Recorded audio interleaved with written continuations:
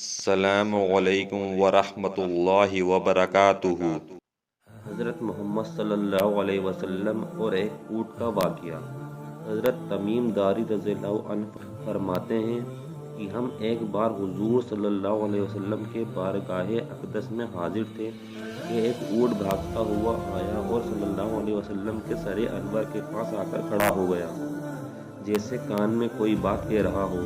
آپ صلی اللہ علیہ وسلم نے فرمایا کہ اے اونٹ، پرسکون ہو جا، اور اگر تو سچا ہے تو تیرا رب تجھے فائدہ دے گا، اگر تو جھوٹا ہے تو تجھے اس جھوٹ کی سزا ملے گی۔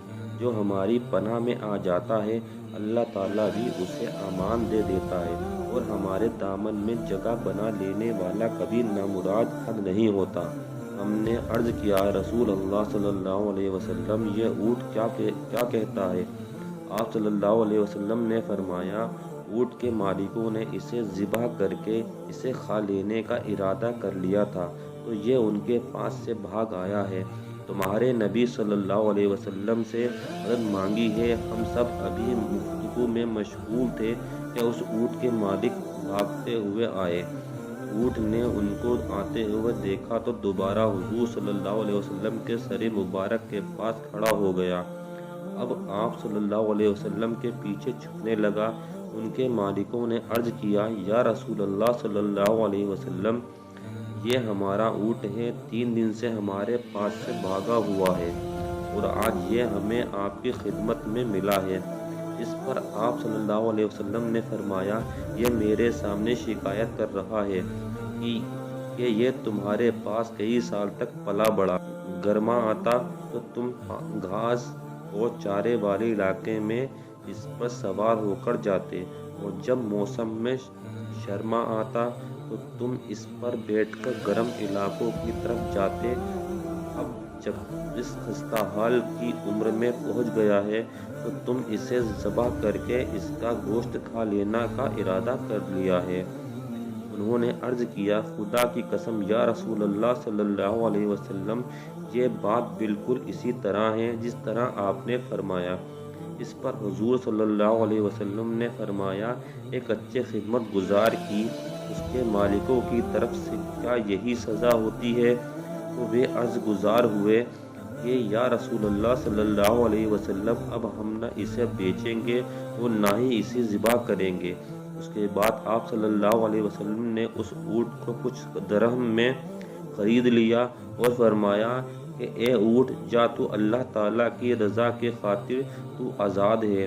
اس اونٹ نے حضور صلی اللہ علیہ وسلم کے سر مبارک کے پاس اپنا منہ لے جا کر کوئی آواز دی تو آپ صلی اللہ علیہ وسلم نے فرمایا، آمین۔ اس نے پھر دعا کی، آپ صلی اللہ علیہ وسلم نے پھر فرمایا، آمین۔ اس نے پھر دعا کی، آپ صلی اللہ علیہ وسلم نے پھر فرمایا، آمین۔ اس نے جب چوتھی مرتبہ دعا کی تو آپ صلی اللہ علیہ وسلم سیدھا ہو گئے، آنکھوں سے آنسو بہنے لگے۔ ہم نے عرض کیا، یا رسول اللہ صلی اللہ علیہ وسلم، یہ اونٹ کیا کہہ رہا ہے؟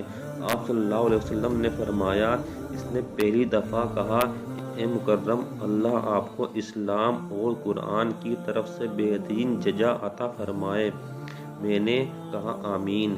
پھر اس نے کہا، اللہ تعالیٰ قیامت کے دن آپ کی امت سے اسی طرح خوف کو دور فرمائے جس طرح آپ نے مجھ پر دور فرمایا ہے۔ میں نے کہا، آمین۔ پھر اس نے دعا کی کہ اللہ تعالیٰ دشمنوں سے آپ کی امت کے خون کو اسی طرح محفوظ رکھے جس طرح میرا خون محفوظ فرمایا ہے۔ اس نے پھر کہا کہ اللہ تعالیٰ آپ کی امت کے درمیان جنگ جدا نہ ہونے دے۔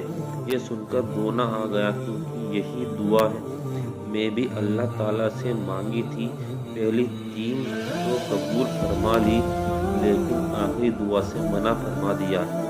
جب جبرائیل علیہ السلام نے اللہ تعالیٰ کی طرف سے مجھے خبر دی ہے کہ میری یہ امت آپس میں جنگ کر کے فنا ہوگی تو کیا ہے ہونے والا ہے، قلم اسے لکھ چکا ہے۔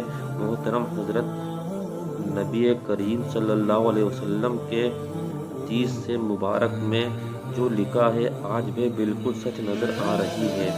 آج کے دور پر نظر دوڑائیں تو ہم دیکھتے ہیں मुसलमान किस तरह एक दूसरे के खून के प्यासे हैं, एक दूसरे को किस तरह कत्ल करने को तैयार हैं, फिरका वारियत के नाम पर एक दूसरे के जान के दुश्मन बने हुए हैं। जितना नुकसान मुसलमान का किया है उतना शायद काफिरों ने मुसलमान का नहीं किया। हमें चाहिए कि हम अल्लाह ताला की इस रस्सी को मजबूती से थाम लें, फिरका वारियत को ख़त्म करें, एक उम्मत बन जाएं और आपस की नफरतों को ख़त्म कर दें। मुसलमान भाई है, आपस में प्यार और मोहब्बत से रहें। अल्लाह ताला हम सबको समझने और नेक बनने की तौफीक अता फरमाए। आमीन।